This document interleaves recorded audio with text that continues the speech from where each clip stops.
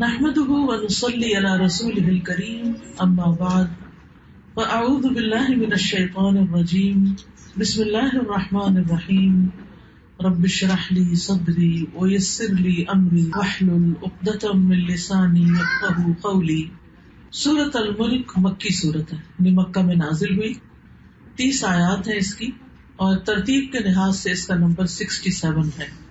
سورۃ طور کے بعد یہ نازل ہوئی ہے، اس کی 30 آیات ہیں۔ سورۃ ملک کے الملک کے علاوہ بھی نام ہے، سورۃ تبارک بھی اس کو کہا جاتا ہے، تبارک الذی بیدہ الملک بھی، المانع مانع کیونکہ یہ روکنے والی ہے، منع کرنے والی ہے عذاب قبر سے، منجیہ بھی کہا گیا نجات دینے والی، الواقیہ بھی بچانے والی، المجادلہ جھگڑا کرنے والی، یہ اپنے پڑھنے والے کے حق میں جھگڑا کرے گی اس کو بچانے کے لیے۔ سورۃ الملک سفارش کرنے والی سورت ہے۔ نبی صلی اللہ علیہ وسلم نے فرمایا، بے شک قرآن میں 30 آیات پر مشتمل ایک ایسی سورت ہے جس نے ایک آدمی کے حق میں سفارش کی حتیٰ کہ اس کو بخش دیا گیا، یعنی اس کو پڑھنے والا ہوگا۔ نبی صلی اللہ علیہ وسلم نے فرمایا، سورۃ تبارک عذاب قبر سے بچانے والی ہے۔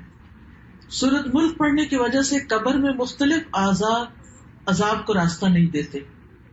اگر سر کی طرف سے آتی ہے کوئی چیز تو یہ سورت کہتی ہے کہ یہ شخص سورت پڑھا کرتا تھا تو ادھر سے تم نہیں آ سکتے۔ پھر پیٹ کی طرف سے کوئی چیز آنے لگتی تو وہ بھی کہتا ہے کہ اس کا کوئی راستہ نہیں تمہارے لیے کیونکہ یہ شخص سورت ملک پڑھتا تھا۔ اسی طرح پاؤں کی طرف سے ایک اور روایت میں آتا ہے، نبی صلی اللہ علیہ وسلم نے فرمایا کہ قرآن میں ایک سورت ہے جس کی 30 آیات ہیں، وہ اپنے پڑھنے والے کے بارے میں جھگڑا کرے گی یہاں تک کہ اسے جنت میں داخل کرا دے گی۔ اس کی تلاوت کرنا بہترین کاموں میں سے ایک کام ہے۔ نبی صلی اللہ علیہ وسلم اس سورت کو اور سورۃ السجدہ کو پڑھے بغیر سویا نہیں کرتے تھے، اور اس کے پڑھنے کا جو وقت ہے وہ سونے سے پہلے کا وقت ہے۔ کبھی کبھی عشاء کی نماز میں آپ پڑھ سکتے ہیں، کوئی حرج نہیں، لیکن روٹین میں نہیں کہ ریگولرلی روز اس کی عادت نہیں ہونی چاہیے کہ روز عشاء کی نماز میں سورۃ ملک پڑھ کے اپنا فارغ ہو جائیں۔ لیکن کبھی ایسا ہوتا ہے نا، انسان بہت تھکا ہوتا ہے، اس کو پتا ہوتا ہے کہ اب میں نماز پڑھتے ہی بس میں سو جاؤں گا، تو بہتر ہے کہ پھر انسان پڑھ لے۔ تو سورت شروع ہوتی ہے، اعوذ باللہ من الشیطان الرجیم، بسم اللہ الرحمن الرحیم، تبارک الذی بیدہ الملک وہو علی کل شیء قدیر۔ تبارک بہت بابرکت ہے۔ تبارک کا لفظ جو ہے یہ بارکہ سے ہے، برکہ کا لفظ بروک سے بھی ہے۔ برکت میں فراوانی اور کثرت اور اضافے کا کانسیپٹ ہے کہ کسی بھی چیز کا ابنڈنٹلی ہونا، بہت زیادہ ہونا، ڈھیروں ڈھیر ہونا۔ اور پھر چونکہ تبارک کا لفظ بروک سے بھی ہے تو بروک کا معنی ہوتا ہے کسی چیز کا تمام ہونا، لزوم ہونا، ثبات ہونا۔ کیا مطلب ہے اس کا؟ ایک کثرت بھی، اور ایسی کثرت کہ جو باقی رہے۔ ایک ہوتا ہے نا کہ ایک کثرت ہوئی کسی چیز کی اور اس کے بعد ختم ہو گیا، لیکن برکت ایسی چیز ہے کہ جس میں کسی چیز کا بڑھ جانا بھی ہے، بڑھ جانے کا معنی بھی پایا جاتا ہے، اور اس کے ساتھ ساتھ اس کا اس جگہ پر جم جانا بھی، یعنی اس چیز کا ہمیشہ کے لیے باقی رہنا بھی۔ عربی میں کہتے ہیں برک البعیر، اونٹ اپنے گھٹنے رکھ کے بیٹھ گیا۔ اب جس گھر میں اونٹنی ہوتی تھی یا اونٹ ہوتا تھا، اس گھر کی تو موج ہوتی تھی، ایک خاص طور پر اگر اونٹنی ہو کہ وہ اس کا دودھ بھی اور پھر سواری کے کام بھی، اور پھر اگر وہ بچہ جنمتی ہے تو اس سے مزید آمدنی میں بھی اضافہ، تو بہت ہی خیر و بھلائی کا آنا۔ یعنی جس گھر میں اونٹنی ہو وہاں سمجھے کہ کوئی غربت نہیں، پھر اس میں ان گھر والوں کی ساری ضروریات پوری ہو رہی ہیں۔ اور پھر بروک کے معنوں میں اگر لیا جائے تو اونٹنی جب بیٹھ جاتی ہے تو اس کو ہلایا نہیں جا سکتے کہ اٹھو اٹھو، اور وہ تو ایک جم اٹھ جائے، اس کے اٹھنا بھی بڑا مشکل ہوتا ہے، تو وہ جم جاتی ہے، ٹک جاتی ہے۔ اور کئی چیزیں تو ایسے جیسے چڑیا ہے، کوئی چھوٹی اور اس طرح کی مچھر مکھی ہے، تو اس کے تو کوئی قریب بھی جائے تو اڑ کے بھاگ جاتی ہے یا آگے سے ہل جاتی ہے۔ اسی طرح بکری ہے، بلی ہے، کتا ہے، یہ جانور ایسے ہیں کہ جو ٹک کے نہیں ایک جگہ بیٹھتے، لیکن اونٹ اگر بیٹھے تو پھر ٹک کے بیٹھتا ہے۔ تو عربوں کی جو لینگویج ہے، عربی زبان جو ہے، اس میں بے شمار الفاظ اونٹ سے تعلق رکھتے ہیں کیونکہ وہ ان کی زندگی کا مرکز و محور ہوتا تھا۔ تو بہرحال برکت کا معنی بھی اسی سے نکلا ہے. اور اسلامی اصطلاح میں برکت کا معنی ہوتا ہے کسی چیز میں خیر الہی کا ظاہر ہونا، اللہ سبحانہ وتعالیٰ کی طرف سے اس کے اندر خیر ڈال دینا. اور مبارک وہ چیز ہوتی ہے جس کے اندر خیر و برکت پائی جاتی ہے. تو بڑھنا اور زیادہ ہونا اور بھلائی کا ثابت ہونا اور پھر اس کا ہمیشہ قائم رہنا. اچھا، ایک لفظ ہوتا ہے برکت اور ایک ہوتا ہے تبارک. تو تبارک جو ہے اس کے معنوں میں کثرت پائی جاتی ہے، یعنی برکت سے بھی اوپر والا درجہ ہے اس میں. یعنی ایک ہوتی ہے عام برکت، بلیسنگ، وہ بھی بہت اچھی بات ہے. لیکن جب یہ کہا جاتا ہے تبارکت الدیار، گھروں میں برکت ہو گئی، تو اس کا مطلب ہے بہت زیادہ برکت ہو گئی. جیسے کہا جاتا ہے عربی میں تبارکت النخلہ، کھجور کا درخت بہت اونچا ہو گیا. تو کھجور کا درخت جب اونچا ہوتا ہے تو وہ عام دوسرے درختوں کے مقابلے میں سر نکال لیتا ہے، یعنی ان سب کے مقابلے میں اونچا ہو گیا. اسی لیے پھر تبارک کے معنوں میں عظمت اور بزرگی میں بڑھ جانے کے معنوں میں بھی استعمال ہوتا ہے. تو اللہ سبحانہ وتعالیٰ کے نام کے ساتھ ہے تبارک اسم ربک ذو الجلال والاکرام، بہت زیادہ برکت والا ہے تیرے رب کا نام. قرآن مجید میں جہاں کہیں تبارک کا لفظ آیا ہے وہ اللہ سبحانہ وتعالیٰ ہی کے لیے آیا ہے، کیونکہ سب سے زیادہ خیر اور بھلائی کا منبع اور مرکز جہاں سے سب کو خیر و بھلائی ملتی ہے وہ اللہ سبحانہ وتعالیٰ ہی کی ذات ہے. تبارک الرحمن، تبارک اللہ. اور یہاں کیا ہے؟ تبارک الذی بیدہ الملک، بہت بابرکت ہے وہ جس کے ہاتھ میں پوری کائنات کی بادشاہت ہے. یعنی بابرکت ذات ہے، مبارک ذات ہے. اور تبارک بمانا بلند ہونے کے بھی، یعنی اللہ سبحانہ وتعالیٰ کی ذات بہت بلند ذات ہے، ہر ایک سے بلند ہے. یعنی بلند کے لیے علو کا لفظ بھی آتا ہے، بڑائی کے لیے عظمت کا لفظ بھی آتا ہے، اللہ اکبر کا لفظ بھی آتا ہے، لیکن تبارک کا لفظ بھی آتا ہے کہ بہت بلند ہے. اور تبارک کا لفظ جو ہے عربی میں تفاعل کے وزن پر ہے، اور تفاعل کا معنی ہوتا ہے برکت سے تفاعل میں حروف زیادہ ہو گئے. تو عربی میں جب ایک روٹ سے ایک لفظ نکلتا ہے جس میں کم حرف ہے اس کا معنی تھوڑا سا چھوٹا ہوگا یا کم ہوگا، اور جب اس میں حروف بڑھتے جائیں گے تو اس معنی میں شدت پیدا ہو جائے گی، وہ معنی بھی زیادہ ہو جائے گا. تو یہاں پر کیا معنی بنے گا پھر؟ وہ بہت زیادہ بابرکت ہوا، تبارک الذی، وہ بہت زیادہ بلند و بالا ہوا. اللہ سبحانہ تعالیٰ خود بلند بھی ہے، برکت والا بھی ہے. اور یہ بات بھی یاد رہے کہ کسی بھی چیز میں جو بڑھوتری ہوتی ہے، برکت ہوتی ہے، وہ صرف اور صرف اللہ تعالیٰ ڈالتا ہے. یہ کانسیپٹ ہمارے ذہن میں اچھی طرح واضح ہونا چاہیے. ہم انسانوں کو کہہ رہے ہوتے ہیں کہ یو بلیس اس، نہیں، انسان نہیں کسی کو بلیس کر سکتے، یہ اللہ کی ذات ہوتی ہے جو بلیس کرتی ہے. یہ چیز واضح ہونی چاہیے. یعنی اللہ سبحانہ وتعالیٰ برکت دینے والا بھی ہے، اور کسی چیز کے اندر اگر برکت ہے تو ڈالنے والا بھی اللہ ہی ہے. جیسے عیسیٰ علیہ السلام نے اپنے بارے میں فرمایا تھا وَجَعَلَنِي مُبَارَكًا أَيْنَمَا كُنتُ، اس نے مجھے مبارک بنایا ہے میں جہاں کہیں بھی ہوں. عیسیٰ علیہ السلام مبارک تھے، ان کے اندر برکت تھی، لیکن وہ ڈالی کس نے؟ اس کا سورس کیا ہے؟ اللہ سبحانہ وتعالیٰ. اسی طرح جتنے بھی انبیاء علیہ السلام ہیں اور جتنے بھی نیکی کے کام ہیں یا خیر و بھلائی کی چیزیں ہیں، ان سب کے اندر برکت اللہ سبحانہ وتعالیٰ کی طرف سے آتی ہے. ان چیزوں کو اللہ تعالیٰ مبارک بنا دیتا ہے اور وہ بندوں کے فائدے کی ہو جاتی ہے. اسی طرح اب ایک سوال یہ پیدا ہوتا ہے کہ کیا بزرگوں سے برکت لی جاتی ہے؟ نہیں، صرف انبیاء علیہ السلام سے لی جا سکتی ہے. جیسے نبی صلی اللہ علیہ وسلم کے بالوں اور برتنوں وغیرہ سے صحابہ کرام برکت حاصل کرتے تھے، اور نبی صلی اللہ علیہ وسلم کی ہر چیز میں برکت ڈالنے والا دراصل اللہ سبحانہ تعالیٰ تھا.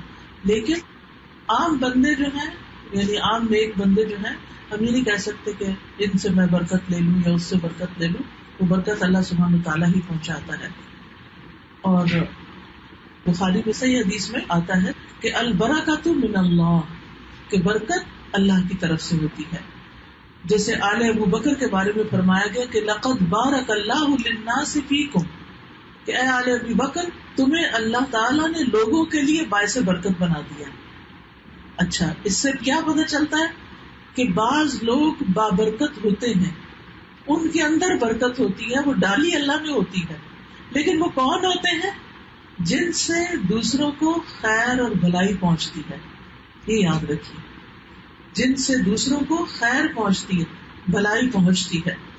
اسی لیے شادی کے موقع پر، عید کے موقع پر کوئی حج کرے، ہم کیا دعا دیتے ہیں؟ مبارک ہو، یعنی اللہ سبحانہ تعالیٰ اس میں بہت خیر و برکت ڈالے، اور یہ جو بچہ آپ کو نصیب ہوا ہے یا عید کا دن نصیب ہوا ہے، یہ جو بھی، اس میں آپ کی خیر و بھلائی میں اضافہ ہو جائے. یعنی یہ کانسیپٹ ہوتا ہے. جب کسی کی شادی ہوتی ہے تو ہم کہتے ہیں بارک اللہ لک، بارک اللہ علیکما، بارک اللہ فیکم. اور یہ دعا جو ہے یہ نظر سے بھی بچاتی ہے. یہ جو نظر لگ جاتی ہے، ہمارے یہاں عام طور پر کانسیپٹ ہے کہ جب نظر سے بچنے کے لیے بس ماشاء اللہ کہہ دینا کافی ہے. ماشاء اللہ کافی نہیں، وہ تو اللہ تعالیٰ کی تعریف ہو گئی. اس بندے کو جس کو اللہ نے کوئی خیر و بلائی دی ہے، اس کو دعا دینی چاہیے کہ اللہ تمہیں اس میں برکت دے، یعنی یہ خیر تمہارے اندر باقی رہے. ابھی ہم نے دو معنی پڑھے تھے نا، کیا؟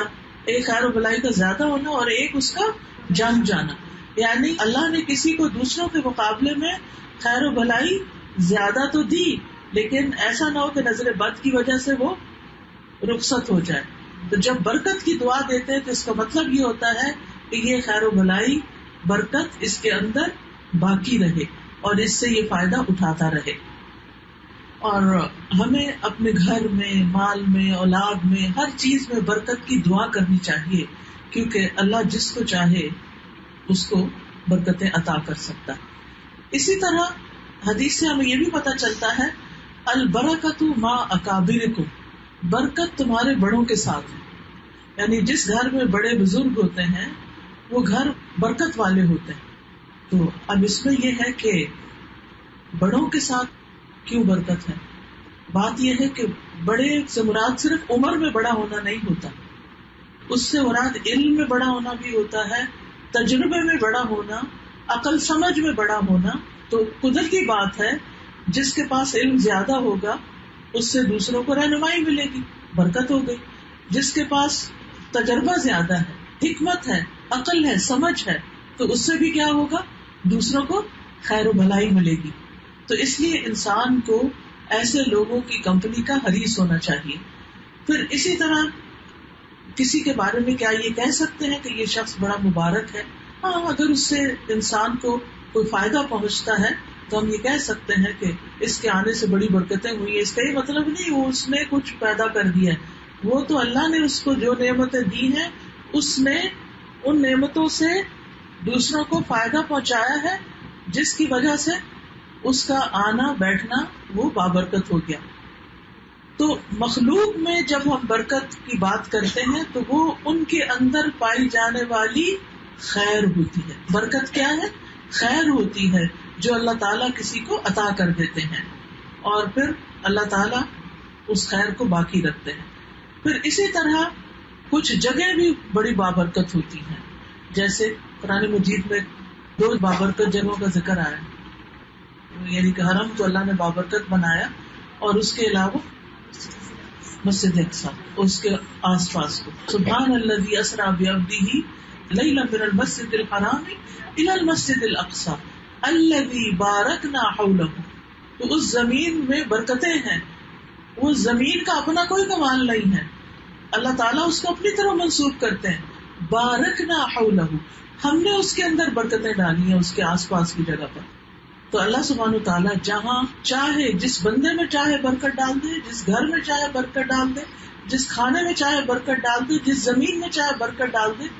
تو اس میں آپ دیکھیے کہ بعض لوگ تھوڑا بھی کھاتے ہیں تو ان کو بہت اچھی طرح لگ جاتا ہے، اللہ ان کے تھوڑے میں برکت ڈال دیتا ہے اور وہی ان کی پوری غذائیت کے لیے کافی ہو جاتا ہے. اور بعض لوگ بہت بھی کھاتے ہیں. جب یہ کہتے ہیں نا مال حرام میں برکت نہیں ہوتی، تو اس کا یہ مطلب ہوتا ہے کہ اس سے کوئی خیر نہیں ملتی انسان کو.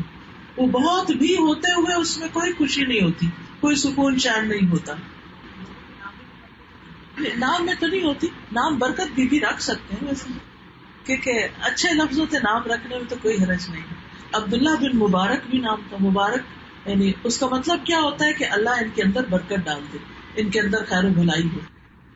تو فرمایا تبارک الذی بیدہ الملک، بہت بابرکت ہے وہ جس کے ہاتھ میں ساری بادشاہت، یعنی حقیقی مالک، حقیقی بادشاہ صرف اور صرف اللہ سبحانہ و تعالیٰ ہی ہے. ملک یملک ملکن و ملکن کا معنی ہوتا ہے حکومت کرنا، یعنی سارے اختیارات اور سارا کنٹرول صرف اور صرف اللہ کے ہاتھ میں ہے. آسمانوں کی بادشاہت بھی اور زمین کی بھی بادشاہت کا اصل مالک اللہ سبحانہ و تعالیٰ ہے. اور ہر چیز کا، ہماری جان، ہمارے مال، ہماری اولاد، ہمارے پاس تو یہ ساری چیزیں کیا ہیں؟ امانتیں ہیں. اصل مالک کون ہے؟ اللہ ہے. جو شخص یہ مان جاتا ہے نا کہ اصل تو اللہ کا ہے سب کچھ، پھر کوئی چیز آتی ہے یا جو جاتی ہے یا اللہ تعالیٰ دینے کے بعد لے بھی لیتا ہے، تو پھر انسان اس پر ناراض نہیں ہوتا، پریشان نہیں ہوتا، کیونکہ وہ کیا سمجھتا ہے کہ میں تو اس کا مالک ہی نہیں تھا، اس کا تو جو مالک ہے اس نے لے لی، تو اس میں ناراضگی کی بات ہی نہیں ہے. ہاں ہم اس کی جدائی پر غمگین ہوتے ہیں، دکھی ہوتے ہیں، لیکن اصل بات یہ ہے کہ اس کا حقیقی مالک اللہ سبحانہ تعالیٰ ہی ہوتا ہے. تو مومن کا یہ ایک یقین ہے کہ زمین و آسمان کی ساری چیزیں اللہ ہی کی ہیں، سارے خزانے اس کے پاس ہیں. قل اللہم مالک الملک تؤتی الملک من تشاء وتنزع الملک ممن تشاء وتعز من تشاء وتذل من تشاء بیدک الخیر انک علی کل شیء قدیر. کہہ دیجئے اے اللہ بادشاہی کے مالک، تو جسے چاہے بادشاہی دیتا ہے اور جس سے چاہے بادشاہی چھین لیتا ہے، جسے چاہے عزت دیتا ہے، جسے چاہے ذلیل کر دیتا ہے. تیرے ہی ہاتھ میں ہر بھلائی ہے، بے شک تو ہر چیز پر پوری طرح قادر ہے. تو یاد رکھیے یہاں دنیا میں جس کے پاس جو بھی کوئی اختیار ہے نا، وہ بڑا وقتی اور عارضی ہے، وہ تھوڑے دن کی بات ہے اور اس پر بھی اس کے لیے ایک امتحان ہے. لیکن ہر چیز الٹیمیٹلی اللہ سبحانہ تعالیٰ کی طرف لوٹ کے جانے والی ہے. قیامت کے دن کا بھی مالک وہی ہوگا. اللہ سبحانہ تعالیٰ ساری زمین کو مٹھی میں لے گا، آسمانوں کو اپنے دائیں ہاتھ میں لپیٹے گا، فرمائے گا میں بادشاہ ہوں، زمین کے بادشاہ کہاں ہیں. جب انسان یہ چیز سمجھ لیتا ہے کہ ہر چیز کا مالک اللہ ہے، تو پھر انسان کا طرز عمل کیا ہوتا ہے؟ کوئی بتائے گا آپ میں سے؟ انسان کے اندر عاجزی آتی ہے. کتنا بھی انسان کے پاس ہو، مال ہو، دولت ہو، اولاد ہو، کوئی اتھارٹی ہو، کوئی بڑی سے بڑی جاب ہو، کچھ بھی ہو، انسان سوچتا ہے کہ اللہ جب چاہے یہ لے بھی سکتا ہے مجھ سے، میرے پاس امانت ہے، میں نے اس کو اچھے سے استعمال کرنا ہے، میں نے اس کا حق ادا کرنا ہے، اس کو پا کے تکبر نہیں کرنا، میں نے بڑا نہیں بننا، بڑا تو وہی ہے جو اصل مالک ہے، میں تو اس کے حکم کے مطابق اس کو صرف استعمال کرنے کے لائق ہوں. اور پھر سارے اختیارات، یعنی کہ ہمارے پاس اختیار مثلاً تھوڑی دیر کے اختیار اپنی زبان پہ، اپنے ہاتھوں پہ، اپنے پاؤں پہ، لیکن اس میں بھی آپ دیکھیں کہ کیسے ہم بعض اوقات بے اختیار ہوتے ہیں، اپنی بات بھول جاتے ہیں، وہ پتہ نہیں وہ یاد ہی نہیں آ رہی، بھائی رٹی ہوئی تھی وہ بات کدھر گئی. یہ ہے ہمارا اختیار.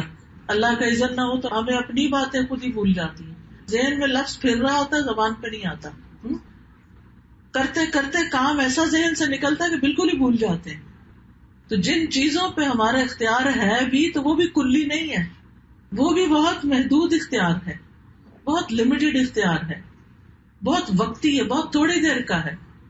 تو اس لیے یہ آپ نے بالکل صحیح بات کی کہ جب انسان یہ یقین کر لیتا، مان لیتا کہ ملک اللہ کے ہاتھ میں، اختیار اللہ کے ہاتھ میں، تو پھر انسان کے اندر عاجزی پیدا ہوتی ہے. حقیقت یہ ہے کہ ہر چیز ہی تو اللہ کے ہاتھ میں ہے. اللہ سبحانہ تعالیٰ ایک حدیث قدسی میں فرماتے ہیں اے میرے بندو تم سب گمراہ ہو سوائے اس کے جسے میں ہدایت دوں، بس تم مجھ سے ہدایت مانگو میں تمہیں ہدایت دوں گا. اے میرے بندو تم سب بھوکے ہو سوائے اس کے جسے میں کھلاؤں، تم مجھ سے کھانا مانگو میں تمہیں کھلاؤں گا. اے میرے بندو تم برہنہ ہو سوائے اس کے جسے میں پہناؤں، تم مجھ سے لباس مانگو میں تمہیں پہناؤں گا. تم سب دن رات گناہ کرتے ہو میں سارے گناہوں کو بخشتا ہوں، تم مجھ سے بخشش مانگو میں بخش دوں گا. تم کبھی مجھے نقصان پہنچانے کی طاقت نہیں رکھو گے کہ نقصان پہنچا سکو، نہ کبھی مجھے فائدہ پہنچا سکتے ہو کہ فائدہ پہنچا سکو. اے میرے بندو اگر تمہارے پہلے پچھلے جن و انس سب اس آدمی کے دل کی طرح ہو جائیں جو سب سے زیادہ تقوی والا ہے، تم میری سلطنت میں کچھ بھی اضافہ نہیں کر سکتے. اور اگر وہ سب سے بدکار انسان کی طرح ہو جائیں تو میری سلطنت میں کچھ کمی نہیں کر سکتے. اے میرے بندو، اگر تمہارے پہلے پچھلے جن انسان ایک صاف چٹیل میدان میں کھڑے ہو کر مجھ سے مانگنے لگے اور میں ہر ایک کو اس کی مانگی ہوئی چیز عطا کر دوں، پھر بھی میرے خزانوں میں کوئی کمی نہیں ہوگی مگر اتنی جتنی سمندر میں سوئی ڈبو کے باہر نکالنے سے کمی ہوتی ہے، یعنی کچھ بھی نتھنگ.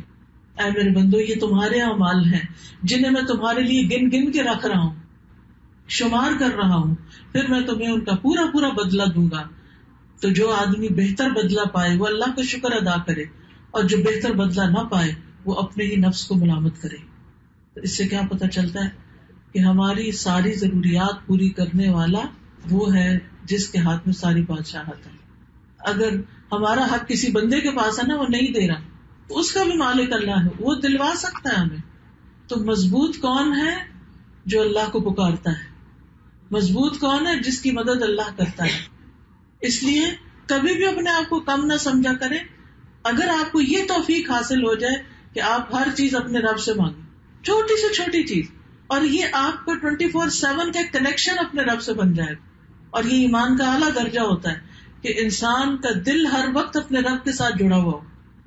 اور جب یہ کیفیت ہوتی ہے تو پھر انسان کی پریشانیاں ختم ہوتی ہیں، کیونکہ وہ اپنی ساری پریشانیاں، اپنی ساری چیزیں اپنے رب کے سپرد کر دیتا ہے کہ رب یہ میرے تو بس کی بات نہیں ہے، تو تیرا معاملہ ہے، تو جانے، تیرا کام جانے، تو کر سکتا ہے، مجھے تو چاہیے کہ تو کروا کے دے.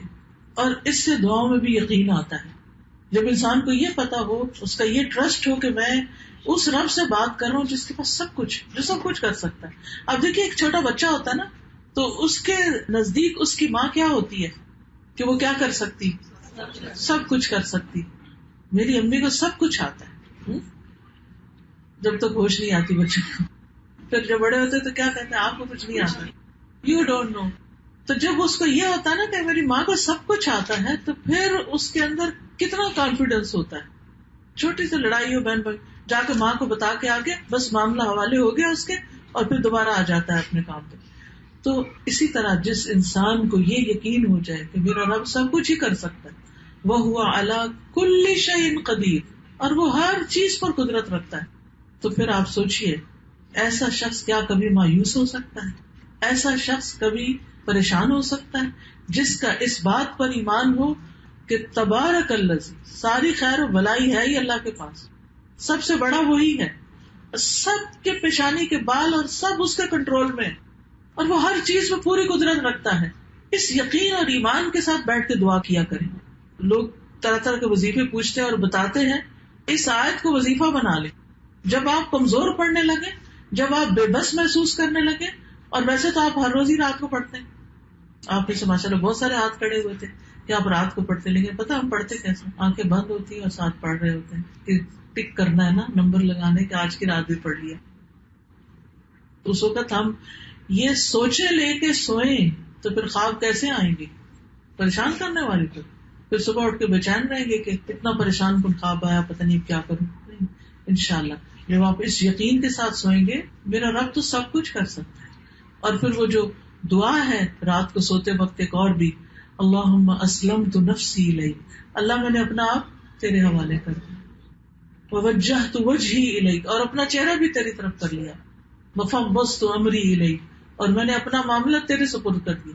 جو بھی بوجھ ہے، جو بھی چیز بادر کر رہی، پریشان کر رہی، ساری اس کے حوالے کر دیں. آپ اس کو ٹھیک کر دیں. بعض اوقات ایسا نا، ہم کو کام بگاڑ لیتے ہیں اور پھر وہ ہم سے نہیں سنواتا، ہم اپنے سے بڑے یا اسکلفل یا جو بھی جانتے اس کہتے ہیں یہ لیں آپ اس کو ٹھیک کر دیں، مجھ سے نہیں ہوتی. بچے ایسے ہمارے ساتھ کرتے ہیں، الجھا کے چیزیں رکھ کے خراب کر کے کیسے آپ ٹھیک کر. تو بات یہ ہے ہم نے تو اپنے معاملے اپنی غلطیوں سے خود ہی الجھا لیے. ہر شخص کی زندگی میں کوئی نہ کوئی آزمائش ہوتی، کچھ نہ کچھ بگڑا ہوا ہوتا ہے، کچھ نہ کچھ کہیں نہ کہیں مسئلہ کھڑا ہوتا ہے. میں کیوں اتنے وثوق سے یہ بات کہہ رہی ہوں؟ اس لیے کہہ رہی ہوں کہ اللہ نے ہمیں بھیجا ہی امتحان کے لیے. امتحان تو ہوگا کبھی کسی طرف سے کبھی کسی، اور ہر روز ایک نیا ہی کھڑا ہوا ہوتا ہے. کچھ لانگ ٹرم ہوتے ہیں، کچھ شارٹ ٹرم ہوتے ہیں، پھر آتے گزر جاتے ہیں، ختم ہو جاتے ہیں. تو ان کو دل پہ رکھ کے اور ان کے بارے میں سوچ سوچ کے اپنے آپ کو ہلاک نہیں کرنا چاہیے. اپنے معاملات اپنے رب کے سپرد کر دینے چاہیے. یا رب میں کچھ نہیں کر سکتا، اور ساتھ اپنی بے بسی کا بھی اظہار. کیونکہ پتہ کیا، ہم سمجھتے ہیں کہ چیزیں میں کر سکتا ہوں، مجھے سب کچھ آتا ہے، مجھے پتا ہے. میں ایسی تیسی کر دوں گا، فلاں کر دوں گا، یہ کر دوں، بڑے بڑے بڑھ کے مارتے ہیں ہم، حالانکہ ہمارے ہاتھ میں کچھ نہیں ہے. تو ایسا بندہ پھر اپنی جب ایگو کا شکار ہوتا ہے اللہ اس کو اس کے نفس کے حوالے کر دیتا ہے. اچھا کرو دیکھتے پھر کیا کر لیتے ہو تم. لیکن جو بندہ عاجزی اللہ کے سامنے دکھاتا ہے، یا اللہ میں کچھ نہیں، جو تو نے مجھے دیا ہے نا وہ بھی تیرا ہی ہے، تو نے دیا ہے مجھے، میرا کوئی کمال نہیں، مجھ سے زیادہ قابل لوگ ہیں تو ان کو بھی دے سکتا تھا. تو اگر تو نے مجھے دیا یہ تیری ہی طرف سے ہے، لیکن جو میری پریشانیاں اور جو میرے مسائل ہیں اور جو میرے مسئلے ہیں ان کو میں نہیں حل کر سکتا، ان کو تو حل کر سکتا ہے، تو ان کو حل کر، تیرے حوالے. پھر آپ دیکھیں ہلکا ہو کے سوئیں گے، آپ کر کے تو دیکھیں، اپنی عاجزی کا اظہار کریں اور اس کی قدرت کا ذکر کریں. دیکھیے اس آیت میں اللہ سبحانہ تعالیٰ کی صفات کا بیان ہے. تبارک الذی، تبارک بھی اللہ تعالیٰ کی صفت ہے کہ برکت والا، بیدہ الملک، اللہ تعالیٰ کے ہاتھ کا ذکر ہوا ہے، ملک بادشاہت کا ذکر ہوا ہے، پھر قدرت کا ذکر ہوا، وَهُوَ عَلَىٰ كُلِّ شَيْءٍ قَدِيرٌ. ٹھیک ہے، تو اتنی ساری صفات کو قرآن مجید میں کیا آتا ہے، وَلِلَّهِ الْأَسْمَاءُ الْحُسْنَى فَادْعُوهُ بِهَا، اللہ کے ہیں اچھے اچھے نام، تم ان ناموں کے ساتھ اس کو پکارو. ہم نے بس صرف یہ کر رکھا ہے کہ بیمار ہو جائے تو یا سلاموں کو ختم کر لیں، چلے اللہ کے نام یا سلام سے بھی اس کو پکارتے ہیں، لیکن ان آیات کو پڑھ پڑھ کے اس کو پکارے. یا اللہ تو ہر چیز پہ قدرت رکھتا ہے، تو ہر چیز پہ غالب ہے، کوئی چیز اللہ کو عاجز نہیں کر سکتی، اس لیے میرا تعلق اور میرا اعتماد اور توکل اور یقین اور بھروسہ تیری ہی ذات پر ہے. تبارک الذی بیدہ الملک وہو علی کل شیء قدیر الذی خلق الموت والحیاۃ لیبلوکم ایکم احسن عملا، وہ جس نے موت اور زندگی کو بنایا. کیوں بنایا؟ لیبلوکم، تاکہ تمہارا امتحان لے، تمہیں آزما کر دیکھے. کس چیز کی آزمائش؟ ایکم احسن عملا، کہ تم میں سب سے اچھے کام کس کے ہیں، سب سے اچھا کون ہے عمل کے اعتبار سے، تو وہ عمل دیکھ رہا ہے. وَهُوَ الْعَزِيزُ الْغَفُورُ، اور وہ زبردست بھی ہے اور بخشنے والا بھی ہے. تو یاد رکھیے زندگی اور موت کا مالک کون ہے؟ اللہ. جس کو چاہتا ہے زندہ کرتا ہے اور جس کو چاہتا ہے موت دے دیتا ہے. ایک بعض اوقات ہم کہتے ہیں کہ ابھی تو اس کے مرنے کا وقت نہیں تھا. ہمیں زیادہ پتا ہے یا اللہ کو پتا ہے کہ کس کے مرنے کا وقت آیا اور کس کا نہیں؟ جس نے زندگی دی وہی موت دینے والا ہے، موت کو تخلیق کرنے والا بھی وہی ہے. اور پھر لیبلوکم، تاکہ تمہارا امتحان لے، تمہیں آزمائے. کس بات میں آزمائے؟ ایک معنی اس کا یہ کیا گیا کہ عقل کے اعتبار سے تم میں سے کامل کون ہے، یعنی کون اپنی عقل کا بھرپور استعمال کرتا ہے. تو ہمارا امتحان کیا ہوا؟ کس چیز کا ہوا؟ ہماری عقل سمجھ کا. اس کو تیز کرنے کی ضرورت ہے. عقل کیسے تیز ہوتی ہے؟ کوئی بتائے گا؟ عقل کو کیا چیز تیز کرتی؟ علم. علم سے، ٹھیک ہے، اس کو چمکاتے جائیں، سیکھتے جائیں. مسلمان کو کب تک سیکھنا ہوتا ہے؟ سال 2 سال، مرتے دم تک، قبر تک، آخری دن تک. تو اس لیے امتحان کیا ہے کہ ہم میں سے سب سے زیادہ اپنی عقل سمجھ، یہ کامن سینس جو ہے یہ کون استعمال کرتا ہے. دوسرا معنی ایکم ازہد فی الدنیا، تم میں دنیا سے سب سے زیادہ بے رغبت ہونے والا کون ہے. یعنی ایک امتحان ہمارا یہ ہے کہ کون دنیا میں بہت دل لگا لیتا ہے اور کون بے رغبت ہے. دنیا ہماری ضرورت ہے، ہمیں رہنے کے لیے گھر بھی چاہیے، ہمیں سونے کے لیے بیڈ بھی چاہیے، ہمیں پہننے کے لیے کپڑے بھی چاہیے، ہمیں جوتے بھی چاہیے، ہمیں کھانا بھی چاہیے، ہمیں بچے بھی چاہیے، ہمیں جاب بھی چاہیے، یہ سب چیزیں چاہیے. لیکن مومن ان چیزوں میں پھنس کے نہیں رہ جاتا، وہ اس کی زندگی کا مقصد نہیں ہوتی، وہ اس کی زندگی کی محبتوں کا مرکز نہیں ہوتی، وہ ان چیزوں کے گرد ہی گھوم کر نہیں رہ جاتا. وہ اللہ سے محبت کرتا ہے سب سے بڑھ کر، اور جن چیزوں سے بھی محبت کرتا ہے وہ اللہ کی خاطر کرتا ہے، تاکہ اللہ کی خاطر ان کو استعمال کر سکے. اپنے بچوں کو بھی اللہ کی اطاعت میں لگاتا ہے، اپنے مال کو بھی اللہ کی رضا کمانے کے لیے لگاتا ہے، اپنے جسم کو بھی اللہ کی رضا کے لیے استعمال کرتا ہے. تو یہی ہمارا امتحان ہے کہ کون دنیا سے محبت میں کھو جاتا ہے، دنیا کے بھنور میں ہی پھنس جاتا ہے، اور کون اس سے اوپر اٹھ جاتا ہے۔ تیسرا معنی، تم میں سے کون اللہ کی حرام کردہ چیزوں سے پرہیز کرنے والا ہے، حرام سے کون کون بچتا ہے۔ یہ امتحان ہے ہمارا، ابتلا کیا ہے، آزمائش کیا ہے، حرام سے کون بچتا ہے، اور کون اللہ کی اطاعت کی طرف سب سے زیادہ جلدی کرنے والا ہے۔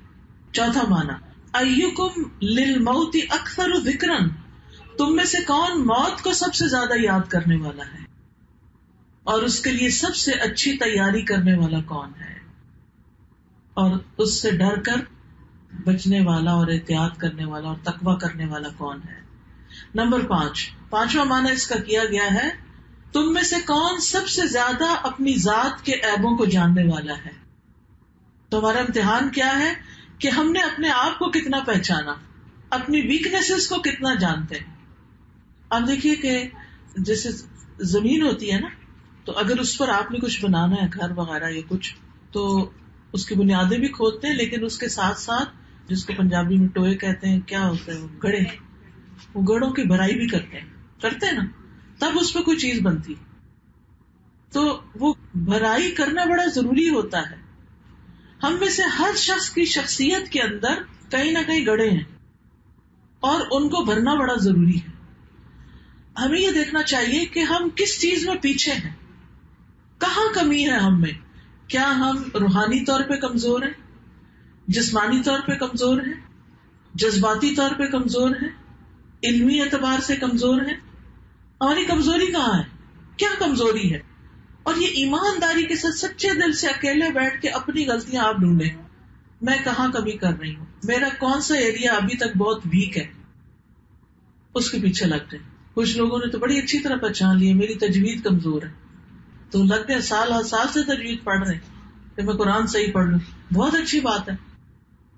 جب انسان کسی چیز کے پیچھے لگ جاتا ہے تو کچھ نہ کچھ ہاتھ آ ہی جاتا ہے۔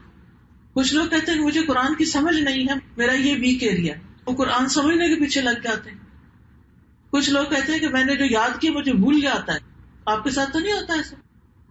اس کا علاج صرف ریپیٹیشن، بار بار پڑھنا، بار بار دہرانا، بار بار بار بار۔ کچھ لوگوں کا حافظہ اچھا ہوتا ہے، وہ چند دفعہ پڑھ کے پھر پکا بھی کر لیتے ہیں، لیکن کچھ لوگ 10 دفعہ بھی پکا کرے پھر 11ویں دفعہ کچا ہوا پڑا ہوتا ہے، ان کو پھر پکا کرنے کی ضرورت۔ تو ہم میں سے ہر شخص کو اپنی ویکنیسز کا پتا ہونا چاہیے۔ کچھ لوگ اپنی غصے پہ نہیں کنٹرول کر سکتے، بہت اچھے ہوتے ہیں لیکن غصے کے بڑے تیز ہوتے ہیں، بڑا مسئلہ ہے، اور اس کے لیے علاج سوچنا چاہیے اور اس کمزوری کو دور کرنا چاہیے۔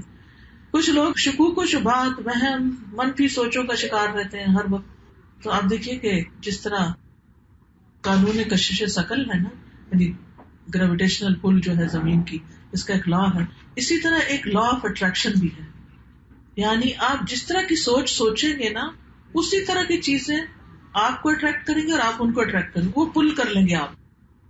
جس چیز کا خوف آپ کے ذہن میں بیٹھ گیا، کسی انسان کا خوف بیٹھ گیا، اس سے ڈرتا ہے مجھے، اس بیچارے کو پتہ بھی نہیں اور آپ ڈرے جا رہے ہیں، تو کیا ہوگا؟ وہ ویسے ہی چیز نظر آنے لگے گی آپ۔ تو اپنی ویکنیسز کو دیکھیں کہ میں کس چیز سے ڈرتی ہوں، کیا چیز مجھے رلاتی۔ 20 سال پہلے کسی نے کوئی گالی دی تھی تو وہ ابھی تک نہیں بھول رہی، روز یاد کر کے روتے ہیں اس کو۔ یہ دس از اے ویکنیس۔ ہم بری باتیں اپنے دماغ سے کھرچ کے باہر نہیں پھینک سکتے۔ گھر کی صفائیاں خوب کرنا جانتے ہیں، دل کی صفائی نہیں جانتے، دماغ کی صفائی نہیں جانتے، تو یہ کرنے کی ضرورت ہے۔ تو ہم میں سے ہر شخص کو اپنی ذات کے عیبوں کو جاننا ہے۔ یہ سورۃ الملک کا میسج ہے آپ کے لیے، میرے لیے بھی، آپ کے لیے بھی۔ اور جو ایریا ویک ہو اس کو اسٹرانگ کر، تاکہ مرنے سے پہلے تیاری کر لیں نا، مر کے اللہ کے حضور حاضر ہونا، تیاری کر لیں۔ آپ دیکھیے جب ہم گھر سے نکلنے لگتے ہیں تو اپنے کپڑوں کے عیب کو، اپنے چہرے کے، اپنے ان سب چیزوں کو دور کر لیتے ہیں، جو ویک ایریاز ہوتے ہیں ہمارے، ان کو ٹھیک کرتے ہیں تاکہ ہم پریزنٹیبل ہوں۔ تو ایک دن اللہ سے بھی تو ملاقات کرنی ہے نا، وہاں بھی تو پریزنٹیبل ہونا چاہیے نا ہمیں، تو وہ اسی صورت میں ہوگے جب اپنی ان کمزوریوں کو دور کریں گے۔ پھر آپ دیکھیے چھٹی چیز، اپنی تقدیر میں سب سے زیادہ راضی ہونے والا۔ کچھ چیزیں نا تقدیر میں لکھی ہوتی، کسی شخص کے ساتھ شادی ہو گئی، اس کے ساتھ نہیں بنی، یہ تقدیر میں تھا، اب اللہ سے ناراض نہیں ہو سکتے، کسی وجہ سے ہی اس نے ہمارے حصے میں اس شخص کو لکھا۔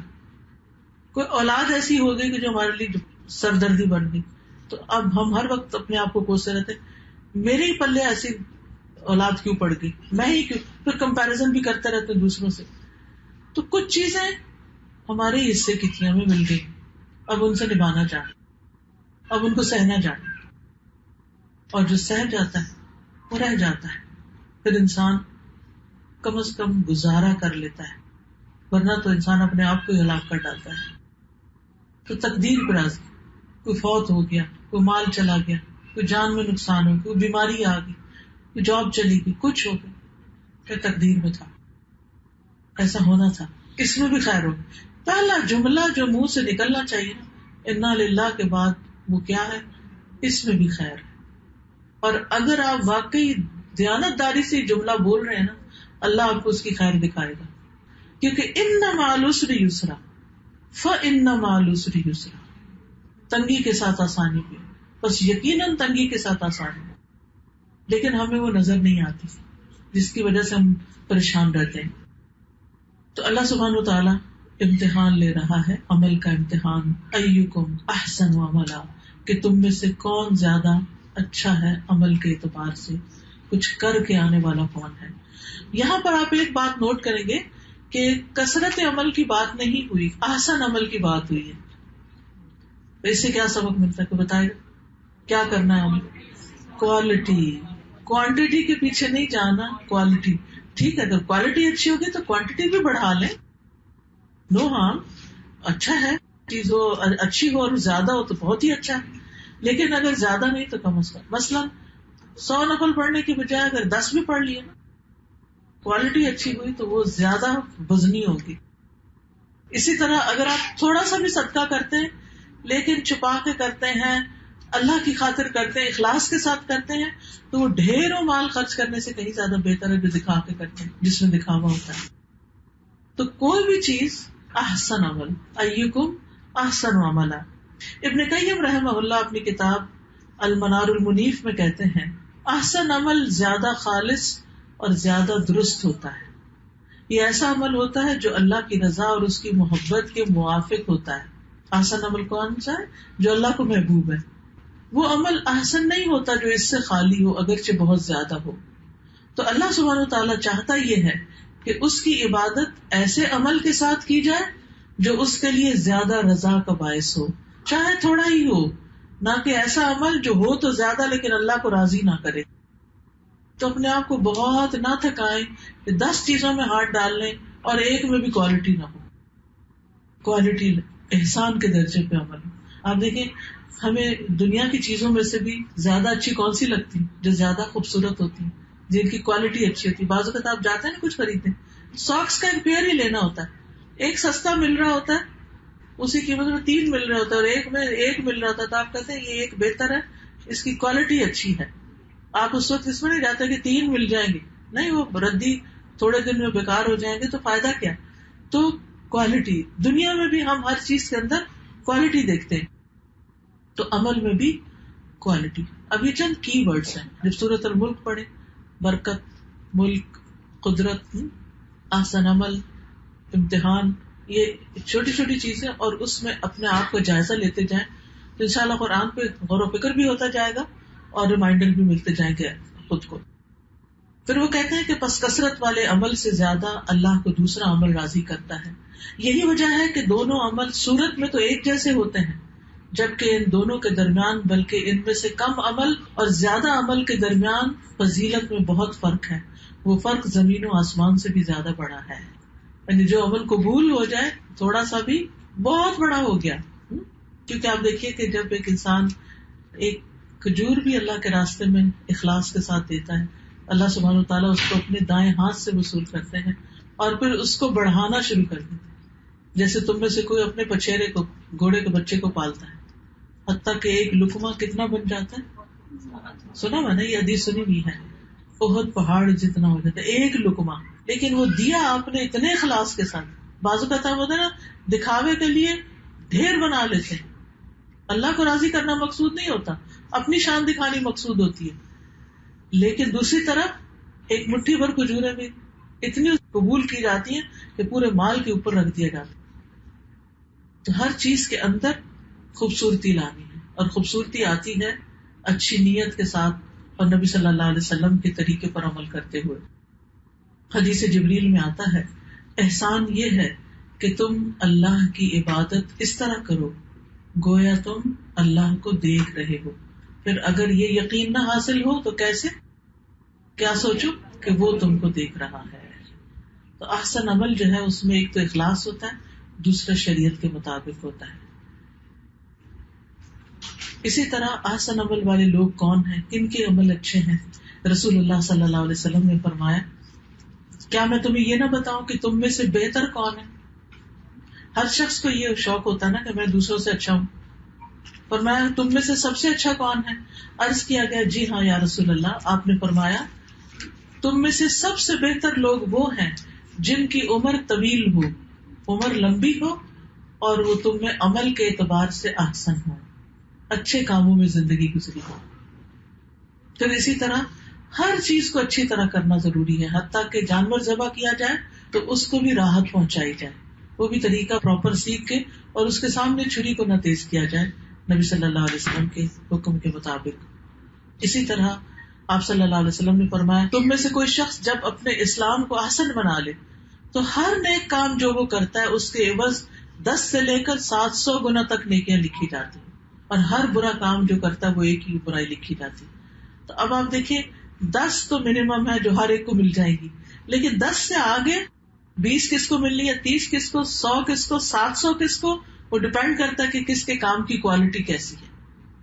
اب ظاہر ہے جو لوگ اچھی طرح تجوید سے قرآن پڑھتے ہیں خوبصورت طریقے سے، obviously ان کا اجر زیادہ ہے. جو سمجھ کے پڑھتے ہیں ان کا اجر اور بھی زیادہ ہے، جو اس کو حفظ کر لیتے ہیں ان کا اجر اور بھی زیادہ ہے، اور بہت عمدہ طریقے سے اس کو پھر یاد بھی رکھتے ہیں. تو بہت ضروری ہے کہ کوئی بھی چیز ہو، چاہے قرآن کا پڑھنا پڑھانا ہو یا کوئی گھر کا کام ہو، ہر چیز کے اندر ایک خوبصورتی لائی جائے. وَهُوَ الْعَزِيزُ الْغَفُورُ، اور وہ زبردست ہے، بخشنے والا ہے. العزیز کا ایک معنی ہوتا ہے زبردست، ایک معنی ہوتا ہے سب پر غالب، یعنی سب اس کے کنٹرول میں ہے. اب اس میں آپ دیکھتے ہیں اللہ کی کیسی کیسی کوالٹیز بیان ہو رہی ہیں کہ جس سے یہ پتہ چلتا ہے کہ ہر چیز اسی کے پاس ہے. قوت، شدت، غلبہ، عزت، مرتبہ، شان. پھر یہ کہ وہ محفوظ ہے، کوئی چیز اس کو نقصان نہیں دے سکتی، تمام مخلوقات پر غالب ہے. لیکن اس کے ساتھ ساتھ الغفور بھی ہے. یہ ہے ہمارا پیارا رب. بندوں میں آپ دیکھیں جس بندے کو کوئی عزت مل جائے، قوت مل جائے، کوئی پاور، اختیار، اتھارٹی مل جائے، اور اس کی جناب میں کوئی غلطی کر جائے تو اس کا حال کیا ہوتا ہے؟ کیا کرتا ہے وہ؟ معاف کر دیتا ہے. جی بالکل. لیکن کیا زبردست کمبینیشن ہے نا کہ ایک طرف اس کے اندر اتنی پاورفل کوالٹیز ہیں اور دوسری طرف وہ معاف کرنے والا. کتنا پیارا ہمارا رب کہ سب کچھ اس کے کنٹرول میں ہے. وہ چاہے تو اڑا کے رکھ دے، ایک لمحے میں ہمیں زیرو کر کے رکھ دے، سب کچھ کر سکتا ہے. اس کے باوجود وہ ہمیں معاف کرتا چلا جاتا ہے، کرتا ہی چلا جاتا ہے، کرتا ہی چلا جاتا ہے. الغفور، اپنے بندوں کے گناہوں اور عیبوں پہ پردہ ڈالنے والا. ہم میں سے کون ہے جو دعویٰ کرے کہ میں نے کبھی کوئی گناہ نہیں کیا، میری غلطی کوئی نہیں؟ ہم سب گناہ گار ہیں، ہم سب سے غلطیاں ہوتی ہیں، ہم سب سے کوتاہیاں ہوتی ہیں.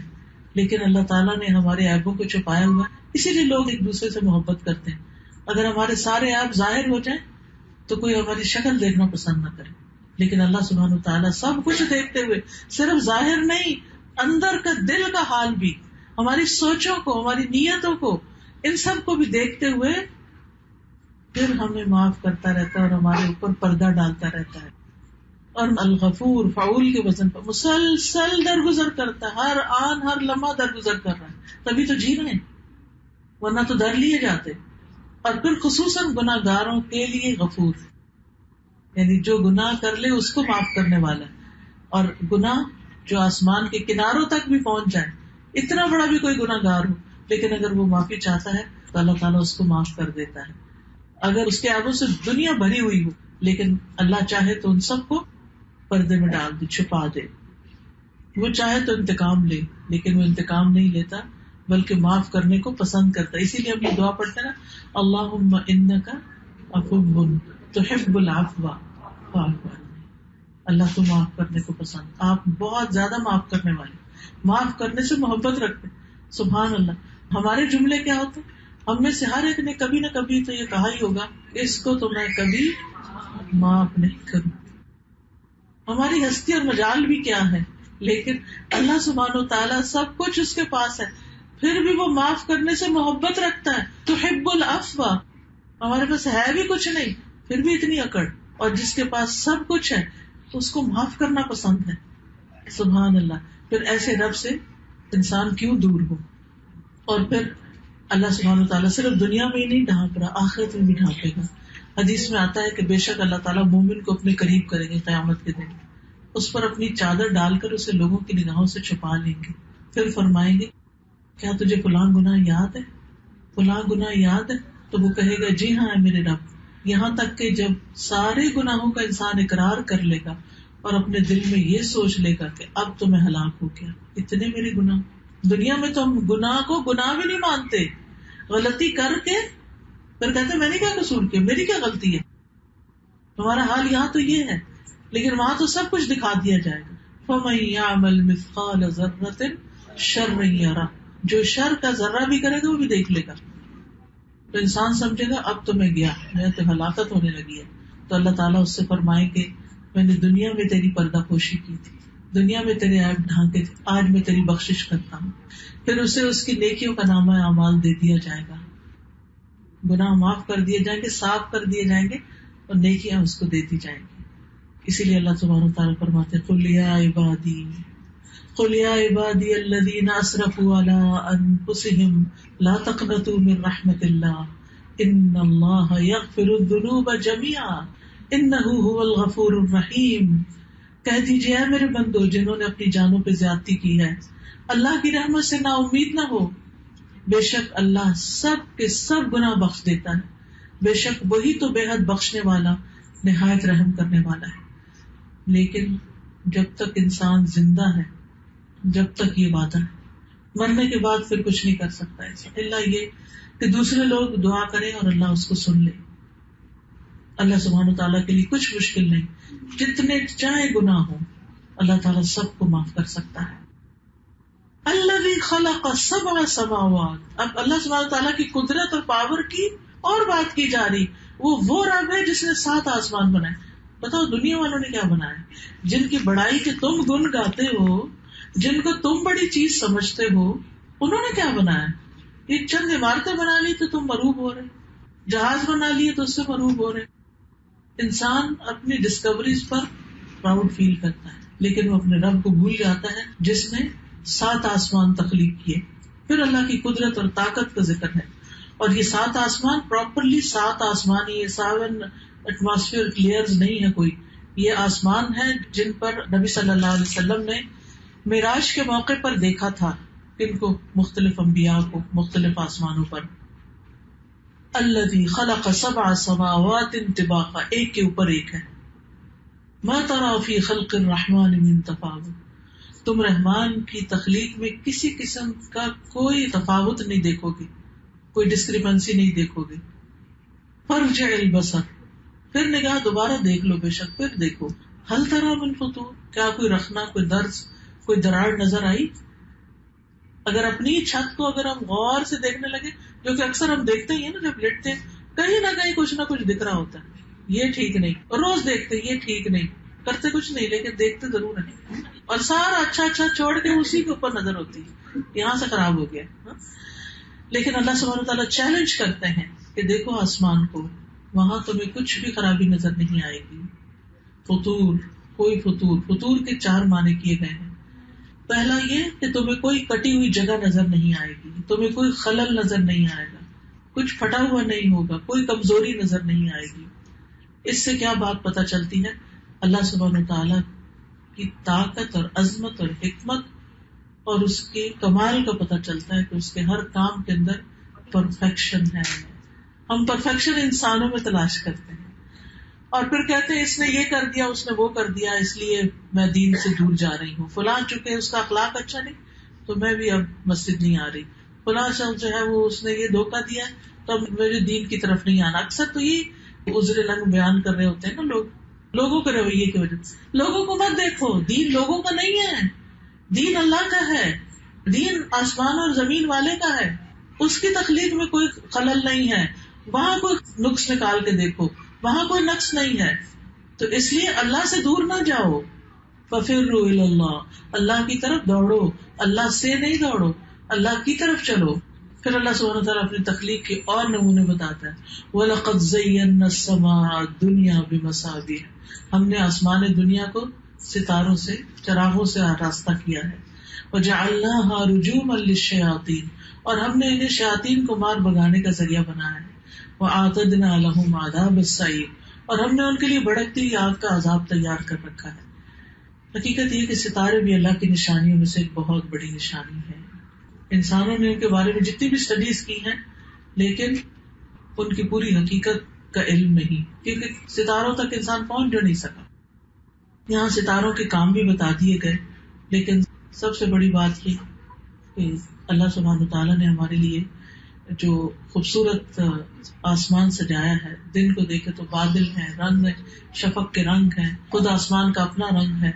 یہ سب کچھ، یہ جو پیچھے احسان کی بات ہوئی نا، اور یہاں اللہ سبحانہ تعالیٰ کے کاموں میں احسان، تو اس کو دونوں کو ریلیٹ کریں. اللہ سبحانہ تعالیٰ کی چیزوں میں تمہیں رکھنا نظر نہیں آئے گا، خوبصورتی نظر آئے گی. تم اپنے عمل دیکھو کیسے کرے، ان میں بھی خوبصورتی لاؤ. ان اللہ جمیل یحب الجمال، اللہ خوبصورت ہے، خوبصورتی کو، جمال کو پسند کرتا ہے. تو اس لیے بہت ضروری ہے کہ ہم قرآن جب پڑھیں تو دیکھتے جائیں کہ ہمارا رب کیا نہیں. رب کی پہچان قرآن کے بغیر نہیں ہوتی. اگر رب کو پہچاننا ہے تو قرآن میں غور و فکر چاہیے. اور جتنا جتنا ہمیں اللہ تعالیٰ کی صفات کا پتہ چلتا جاتا ہے اتنی اتنی اس سے محبت ہوتی جاتی ہے، اتنا پھر اس کی عبادت میں لذت آتی، اتنا انسان اس کو یاد کرتا ہے، اور جتنا اس کو یاد کرتا ہے پھر دنیا کے غم بھولتے چلے جاتے ہیں. اور اگر اللہ سے تعلق ٹھیک نہ ہو تو کوئی چیز ٹھیک نہیں ہوتی. اس لیے بہت ضروری ہے کہ ہم اللہ تعالیٰ کو پہچانیں. پھر فرمایا وَلِلَّذِينَ كَفَرُوا بِرَبِّهِمْ عَذَابُ جَهَنَّمَ وَبِئْسَ الْمَصِيرُ، اور ان لوگوں کے لیے جنہوں نے کفر کیا، اپنے رب کا انکار کیا، ان کے لیے جہنم کا عذاب ہے، وہ بڑا برا ٹھکانہ ہے. اس آیت کو پڑھ کے دل کانپتا ہے. آج کتنے ہی مسلمان گھرانوں کے بچے ہیں جو اپنے رب کا انکار کر رہے ہیں. کتنا بھیانک انجام. یہ کوئی کھیل نہیں ہے. وَلِلَّذِينَ كَفَرُوا بِرَبِّهِمْ عذاب جہنم وبئس المصیر اذا القوا فیها سمعوا لها شہیقا وهي تفور، جب وہ اس میں ڈالے جائیں گے تو وہ اس کے دھاڑنے کی آواز سنے گی اور وہ جوش مار رہی ہوگی. یعنی شہیق کا مطلب ہوتا ہے گدھے کی آوازوں کی طرح چنہاڑنے والی آواز. یعنی جہنم میں آگ جلنے کی جو آواز ہے وہ بھی بڑی خوفناک ہوگی، بہت تکلیف دہ ہوگی. اور پھر تکاد تمیز من الغیظ، قریب ہے کہ غصے سے پھٹ پڑے. دنیا میں جو لوگ غصے سے پھٹ پڑتے ہیں ان کا علاج یہاں رکھا گیا ہے. پھٹ پڑنا، جیسا عمل ویسی جزا. بلا وجہ کسی کے اوپر برس پڑنا، ظلم کرنا، زیادتی کرنا، اس کا انجام یہاں رکھا گیا ہے. رب کا انکار، رب کی باتوں کا انکار، یہ جوک نہیں ہے، یہ معمولی باتیں نہیں ہے، یہ بہت سیریس کرائم ہے. اور اس سیریس کرائم کے لیے کوئی دنیا کی جیل نہیں بھی تو آخرت کی جہنم سے ڈرنے کی ضرورت ہے. تکاد تمیز من الغیظ کلما القی فیہا فوجا، جب کبھی اس میں گروہ ڈالا جائے، کثرت سے گروہ میں فوج ڈالی جائے. فوج میں 2-4 لوگ تھوڑی ہوتے ہیں، سینکڑوں ہزاروں ہوتے ہیں. سألہم خزنتہا، تو جہنم کے جو باڈی گارڈ ہوں گے وہ کہیں گے الم یأتکم نذیر، تمہارے پاس کوئی ڈرانے والا نہیں آیا تھا. آج ہم کہتے ہیں نہیں بچوں کو مت ڈراؤ، بچوں کو خوف زدہ نہیں کرو. نہیں ڈراؤ، لیکن ان کو یہ تو بتاؤ کہ اللہ کے انکار کا انجام کیا ہے، شاید ان کے دل پہ کوئی بات اثر کر جائے. تو جہنم کے داروغہ کہیں گے تمہیں کسی نے کچھ نہیں بتایا تھا. تو کتنی ضرورت ہے ان چیزوں کے ریمائنڈر کی. فاعترفوا بذنبہم، وہ اپنے گناہوں کا اعتراف کر لیں گے کہ ہماری غلطی تھی. فسحقا لاصحاب السعیر، تو لعنت ہے بھڑکتی ہوئی آگ کے ساتھیوں پر. اس کے برعکس ان الذین یخشون ربہم، بے شک وہ لوگ جو اپنے رب سے غائبانہ طور پر ڈرتے ہیں، رب کو دیکھا نہیں لیکن پھر بھی رب سے ڈرتے ہیں، اس کی نشانیوں کو دیکھ کر اس کی عظمت کا احساس رکھتے ہوئے اس سے عاجزی اختیار کرتے ہیں. لہم مغفرۃ واجر کبیر، ان کے لیے بخشش بھی ہے اور بہت بڑا اجر بھی ہے. یعنی غائبانہ ڈرنے والوں کے لیے مغفرت اور اجر ہے. غائبانہ کون ڈرتے ہیں؟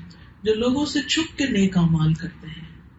اللہ صرف تیرے لیے کر رہی ہوں، کسی کو نہیں دکھانا چاہتی، کسی کو نہیں بتانا چاہتی. تجھ سے ڈر لگتا ہے. تنہائی میں بیٹھ کے روتے ہیں کہ اللہ تو مجھے پکڑنا نہیں. پوشیدہ عمل کرنا جو ہے یہی اس بات کا ثبوت ہے کہ انسان اللہ سے ڈرتا ہے. پھر اپنی عبادتیں اور صدقہ چھپا کے کرنا. 7 لوگوں کو اللہ قیامت کے دن اپنے سائے میں جگہ دے گا جس دن کوئی اور سایہ نہ ہوگا. ایک وہ شخص جس نے صدقہ اتنا چھپا کے دیا کہ دائیں ہاتھ نے دیا تو بائیں کو بھی نہیں پتا چلا کہ کیا دیا. یہ لوگ اپنے رب سے غائبانہ طور پر ڈرتے ہیں. تنہائی میں اللہ کی یاد سے آنسو بہانا، تنہائی میں اور لوگوں کے سامنے ایک جیسی نماز پڑھنا، فرق نہ ہونا. یہ نہیں کہ کوئی دیکھ رہا تو سیدھے ہو کے کھڑے ہو گئے اور ویسے ڈھیلے ڈھالے. نہیں، اللہ سے نہیں ڈرتا. جہاں صرف اللہ دیکھتا ہے وہاں تو اور زیادہ اچھی نماز ہونی چاہیے، اور جہاں لوگ دیکھتے ہیں ان سے ہم ڈرتے ہیں. وَأَسِرُّوا قَوْلَكُمْ أَوِ اجْهَرُوا بِهِ إِنَّهُ عَلِيمٌ بِذَاتِ الصُّدُورِ. اپنی بات چھپا کے کرو یا کھلم کھلا کرو، اونچی آواز میں کرو یا وسپر کرو، وہ تو سینوں کے بھید بھی جانتا ہے، اس سے کچھ نہیں چھپتا. اس لیے اپنا معاملہ اس کے ساتھ کرو. الا یعلم من خلق وهو اللطیف الخبیر. کیا وہ نہیں جانے گا جس نے پیدا کیا اور وہ تو باریک بین بڑی خبر رکھنے والا ہے، وہ تو سب کچھ جانتا ہے. تو یہاں ایک رکوع ختم ہو جاتا ہے. سبحانک اللہم وبحمدک اشہد ان لا الہ الا انت استغفرک واتوب الیک. السلام علیکم ورحمۃ اللہ وبرکاتہ.